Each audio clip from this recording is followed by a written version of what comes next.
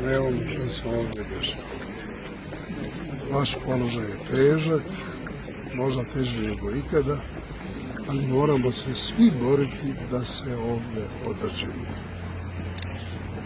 Dok smo ovdje, to je naše.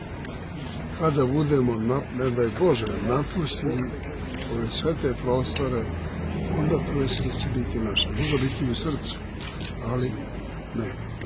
Nadamo se, pre svega u pomoć Božju i svetitelja koji počivaju na Kosovopečkoj patrijaršiji i Dečanima. Sva zemlja je natopljena krvlju mučenika koji su veru branili i svoju otadžbinu u njihovu pomoć.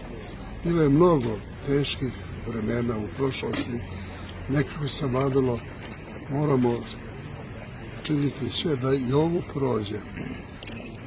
Dolaze mnoga teška iskušenja i nevolje, ali i prolaze. Možda je ovo svima nama jedna dobra opomena da se vratimo Bogu i sebi.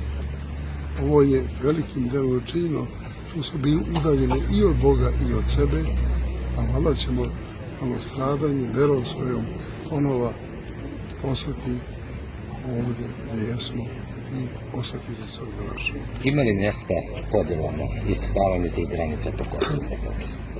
Nikakva podalja. Ja ne mogu da shvatim, da priznam dok sam ja bio preko 15 godina, da bude u nekoj drugoj državi. Pečka patrijaršija, Dečani, Gračanica.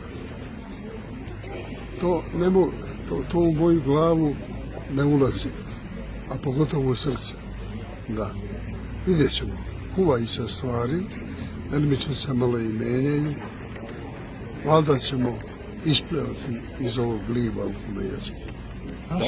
Dakle, izvinjavam se, da li je došlo do promjene stava crkve kada je podela Kosova i Metohije u pitanju, razgraničenje? Crkva nikada nije menjala svoj stav. Njen stav, tu smo i tu ostajemo.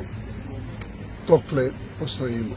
A to znači? Neka okupiraju kao što okupiraju, neka uzmu, neka osvoje, ali ne smemo da im to damo. To je osnovna stvar.